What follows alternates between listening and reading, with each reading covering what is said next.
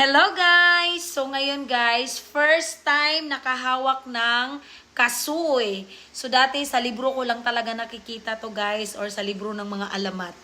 So first time in my life na makahawak ng totoong kasoy na nahawakan ko na talaga. And then first time ko rin siyang matikman. So tignan natin kung ano yung magiging reaction natin after natin siya matikman, kung ano yung lasa niya. Kasi palagi na ako nakain ng buto ng kasoy guys. Ang sarap niya, promise.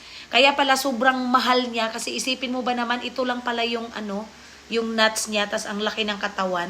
So sabi ng mama ko, ang nakakain daw nito is yung katawan. Ito naman is, ginagawa siyang, ino-oven siya para magiging toasted, ganun. So ngayon, susubukan nating tikman yung katawan ng kasoy. So, hindi ko alam kung ano yung magiging lasa niya. First time talaga, first time as in, first time ever. So ngayon, tignan natin kung ano yung lasa niya or ano yung magiging reaction natin after natin siya matikman. So, I hope masarap siya. Okay?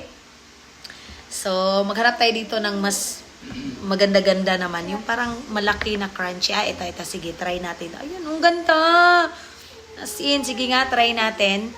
Nabili lang ho namin ito, guys.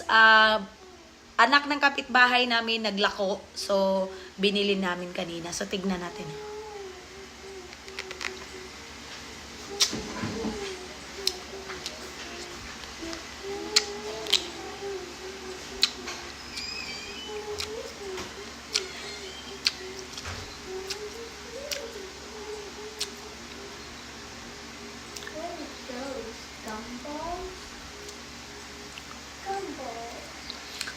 Hindi ko alam kung anong lasa.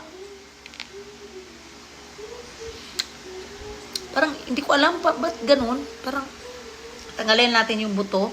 Kasi nakakaano daw to.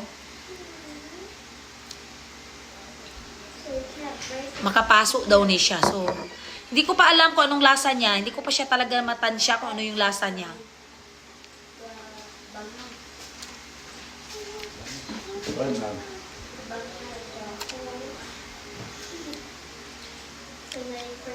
Iwan ko, wala siyang kaparihan na hindi ko alam na hindi siya masarap, na hindi rin siya pangit, hindi ko alam.